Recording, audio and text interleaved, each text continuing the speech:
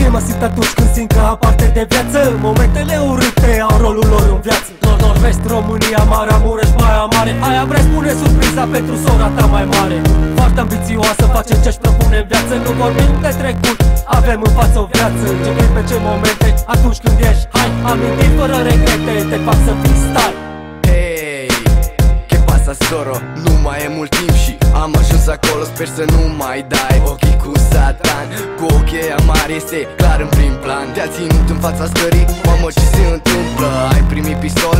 Pune-i la tâmplă. Ai grijă cu Lea că deja e mare. Mai e puțin, un chios scoate la plimbare. E dor de vor, de toți trei vinzenți. Ți-aș face cadou, un concediu știu că vrei. Doar tu știi cât îți e de greu. Vă iubesc, să vă ajute Dumnezeu. Așteptarea e timpurie ca avionul. Știi că sunt stare să rup microfonul. Se scurge negativul, ăsta e motivul. A venit și timpul, simte bine beat-ul. De asta nu pot spune tot ce am de spus. 11 februarie, 3 zile și m-am dus. Parisul la doua casă, am intrat în transă.